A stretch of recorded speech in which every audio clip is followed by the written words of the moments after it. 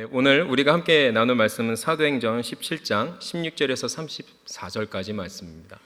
사도행전 17장 16절에서 34절까지 말씀, 신약 성경으로는 217페이지 전후입니다. 다 찾았으면 드라마 바이블로 함께 성경 공독하겠습니다. 바울이 아덴에서 그들을 기다리다가 그 성에 우상이 가득한 것을 보고 마음에 격분하여 회당에서는 유대인과 경건한 사람들과 또 장터에서는 날마다 만나는 사람들과 변론하니 어떤 에피쿠로스와 스토아 철학자들도 바울과 쟁론할세. 이 말쟁이가 무슨 말을 하고자 하느냐? 이방신들을 전하는 사람인가 보다. 이는 바울이 예수와 부활을 전하기 때문이라라. 그를 붙들어 아레오바구로 가며 말하기를, 내가 말하는 이 새로운 가르침이 무엇인지 우리가 알 수 있겠느냐? 내가 어떤 이상한 것을 우리 귀에 들려주니 그 무슨 뜻인지 알고자 하노라.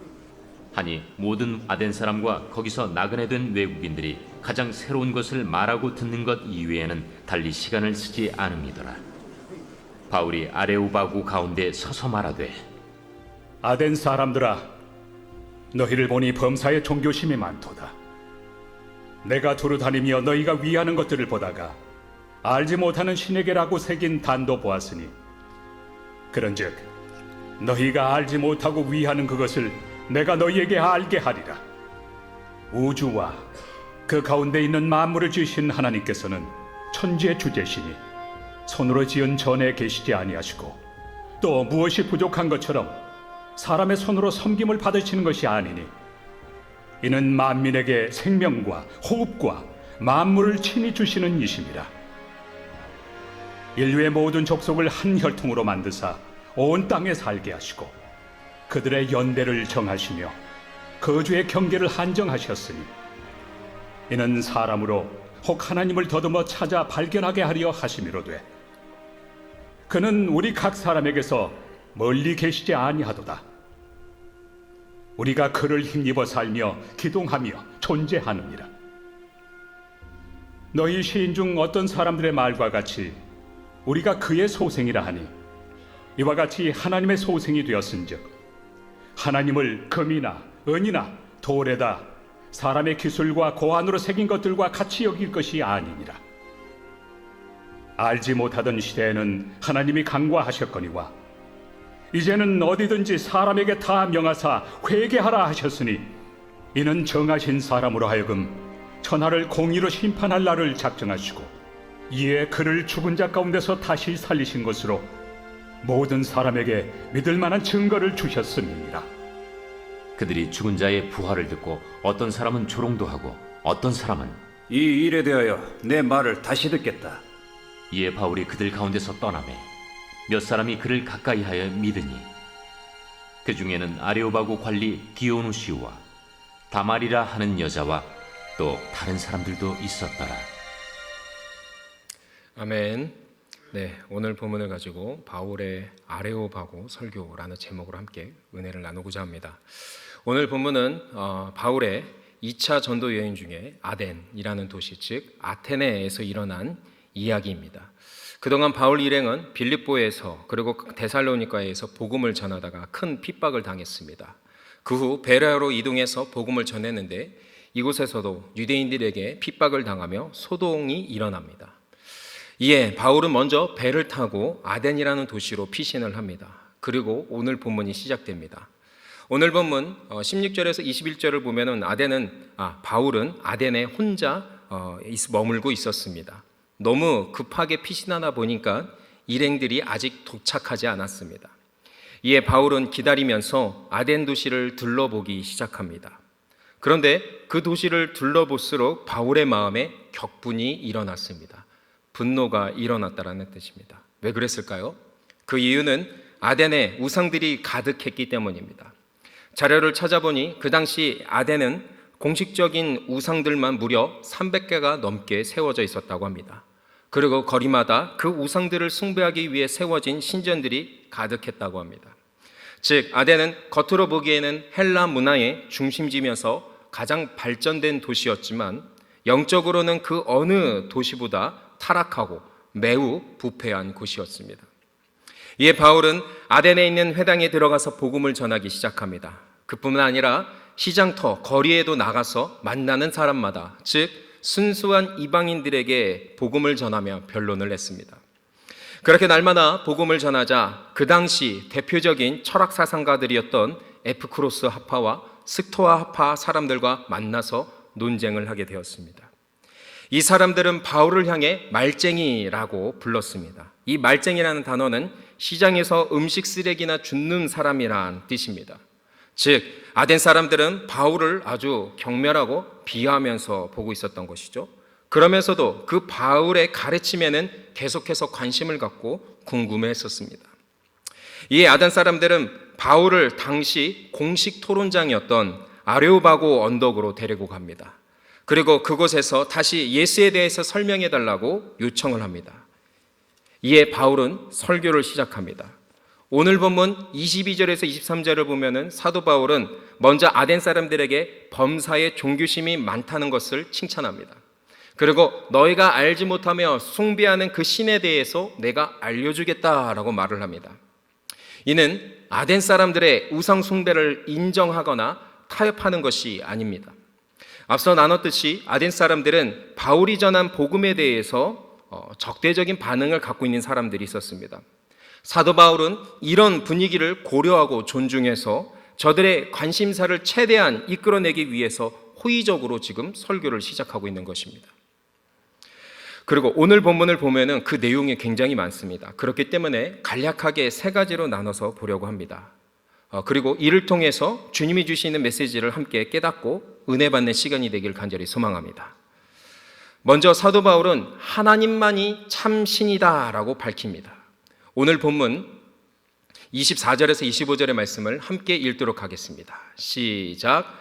우주와 그 가운데 있는 만물을 지으신 하나님께서는 천지의 주제시니 손으로 지은 전에 계시지 아니하시고 또 무엇이 부족한 것처럼 사람의 손으로 섬김을 받으시는 것이 아니니 이는 만민에게 생명과 호흡과 만물을 친히 주시는 이심이니라. 아멘. 사도 바울은 아덴 사람들이 알지도 못하면서 섬기는 신이 바로 온 우주 만물을 창조하시고 다스리시는 하나님이시다라고 소개를 하고 있습니다. 그렇기 때문에 하나님은 사람의 손에 지은 신전에 계시지 않는다라고 말합니다.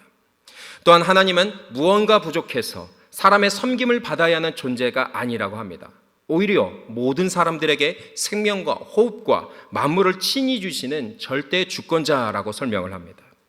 이를 통해서 아덴 사람들이 만든 우상들이 다 거짓이고 오직 하나님만이 진정한 만유의 주제이시고 유일한 하나님이심을 증명합니다.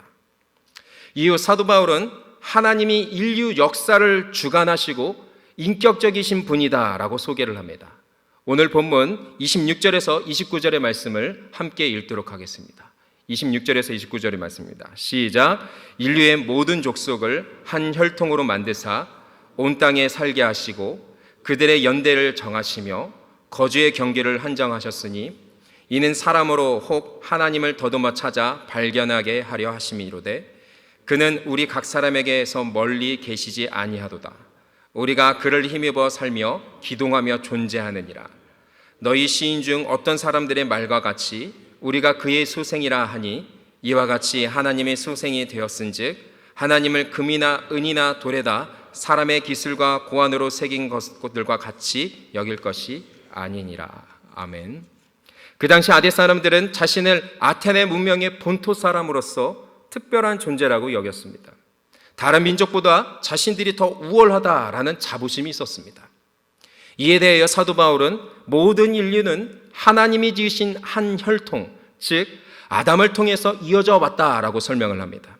그리고 그 하나님께서 그 인류의 역사를 친히 주관하시고 당신의 섭리를 따라 그 인류 역사를 이끄신다라고 설명을 합니다. 당시 아덴 사람들은 신이 인간 역사에 관심도 없고 개입하지 않는다라고 여겼습니다. 그래서 사도 바울은 아덴 사람이라면 누구나 알 수 있는 헬라시 우리는 그의 소생이라는 구절을 인용합니다. 이를 통하여서 우리 인간은 오직 하나님을 통해서만 존재할 수 있다는 것과 하나님이 그만큼 우리를 가까이 하시며 우리를 인격적으로 대하시는 분이다라는 것을 설명하고 있습니다. 그렇기 때문에 아덴 사람들이 금과 은과 돌로 새긴 것과 하나님을 동일하게 여길 수 없다라고 지금 이렇게 반박을 하고 있습니다. 이렇게 하나님에 대해서 아덴 사람들이 이해하기 쉽도록 설명한 뒤에 사도 바울은 마지막으로 이제 하나님께 회개할 때가 되었다라고 호소합니다. 오늘 본문 30절에서 31절의 말씀 함께 읽도록 하겠습니다. 시작. 알지 못하던 시대에는 하나님이 간과하셨거니와 이제는 어디든지 사람에게 다 명하사 회개하라 하셨으니 이는 정하신 사람으로 하여금 천하를 공의로 심판할 날을 작정하시고 이에 그를 죽은 자 가운데서 다시 살리신 것으로 모든 사람에게 믿을 만한 증거를 주셨음이니라 하니라. 아멘. 사도 바울은 이전에 하나님을 알지 못하던 시대에는 하나님께서 간과하셨다라고 말합니다. 여기서 이 간과하셨다라는 말은 사람들이 우상을 섬기는 것을 허용하셨다는 뜻이 아니라 괘씸하지만 자비를 베푸시면서 우리의 죄를 참으셨다라는 것을 뜻합니다. 그러나 사도 바울은 이제는 다르다라고 말합니다. 이제는 회개해야 할 때가 됐고 돌이켜야 할 때가 되었다라고 말하고 있는 것입니다. 그 이유는 31절에 하나님께서 정하신 사람을 통해서 이 세상을 공의로 심판하시기로 작정하셨기 때문이다 라고 말하고 있습니다. 그리고 그 사람을 죽음에서 다시 살리심으로써 모든 사람들에게 믿을 만한 증거를 주셨다라고 합니다. 여기서 하나님이 정하신 그 사람이 누굽니까? 바로 우리를 구원하기 위해서 십자가에서 죽으시고 부활하신 예수 그리스도이십니다. 믿으십니까? 이렇게 사도 바울은 아덴 사람들에게 이해하기 쉽도록 맞춤형 복음을 전하고 있었습니다. 그래서 우상 숭배의 길에서 돌이켜서 예수님을 구주로 믿고 구원받으라 라고 지금 강력하게 호소하고 있습니다. 그러나 이에 대한 아덴 사람들의 반응이 어떠했을까요? 오늘 보면 32절에서 34절을 보면은 사도 바울의 설교를 듣고 조롱하는 사람들도 있었습니다. 또한 나중에 다시 듣겠다며 그 자리를 떠난 사람들이 대부분이었습니다. 헬라 철학과 우상 숭배로 가득 차서 예수님의 복음을 아무리 이렇게 쉽게 설명했을지라도 그 복음이 들리지 않았다는 것입니다. 그러나 그 중에서 아레오바고의 관리인 디오누시오와 그리고 다말이라는 여인 그리고 몇 사람이 바울을 따랐다고 합니다. 여기까지가 오늘 본문의 내용입니다. 오늘 본문을 통하여서 주님이 우리에게 주시는 메시지는 두 가지로 나눠서 볼 수가 있습니다. 첫 번째 메시지입니다. 다 함께 따라하겠습니다. 성령님은 이 세상을 향한 주님의 마음을 깨닫게 해주신다. 네, 성령님은 이 세상을 향한 주님의 마음을 깨닫게 해주십니다. 사도 바울은 아덴에서 혼자 복음을 전할 계획이 전혀 없었습니다. 홀로 복음을 전하다 더 큰 봉변을 당할 수 있었기 때문입니다. 그래서 나머지 일행을 기다리고 있었습니다. 그러나 앞서 살펴봤다시피 사도 바울은 아덴 도시를 둘러보다가 마음에 격분이 일어났다고 합니다. 여기서 격분하다라는 말은 72년 성경을 보면은 이스라엘이 우상 숭배에 빠져서 범죄를 저지를 때 하나님이 분노하셨다라는 단어를 쓸 때 사용한 단어입니다. 이게 무엇을 뜻합니까? 사도 바울은 아덴의 우상들을 봤을 때에 거룩한 하나님의 분노를 동일하게 느꼈다라는 것입니다. 다시 말해 성령님이 바울에게 거룩한 분노를 주셔서 아덴 사람들에게 복음을 전하지 않으면 아니 되게끔 역사하셨다라는 것을 뜻합니다. 이에 사도 바울은 성령님의 역사에 압도당해서 주변의 자신의 상황을 뒤로 한 채 홀로 아덴 사람들에게 복음을 전하기 시작합니다. 겉으로는 화려해 보이고 똑똑해 보이지만은 영적으로 완전히 무지몽매한 저들을 향해 간절한 마음을 가지고 매일 복음을 전했던 것입니다. 이렇게 사도 바울은 성령님이 주신 거룩한 분노에 이끌림 받아서 아덴이라는 거대한 우상 도시에 담대히 복음을 전할 수 있었습니다. 혼자서 말입니다. 그렇다면 오늘날 추수감사절 전도축제를 맞이하는 우리는 어떤 마음으로 복음을 전하고 있습니까? 여전히 주님을 몰라 방황하며 멸망의 길을 가고 있는 이 세대를 향해 우리는 어떤 마음을 갖고 복음을 전하려 하고 있습니까? 이 세상 풍조에 빠져서 예수님의 복음을 거부하고 있는 사람들을 향해 그리고 교회 공동체를 떠나 거리를 두고 있는 지체들을 향해 우리는 어떤 마음과 어떤 태도를 갖고 있습니까? 그저 소 닭 보듯이 무관심하게 지내고 있지는 않습니까? 오늘 본문을 통해서 주님은 우리에게 분명히 말씀해주고 계십니다. 우리에게 성령님이 역사하실 때 우리는 이 완악한 세대를 향한 하나님의 마음을 온전히 깨달을 수 있다는 것입니다.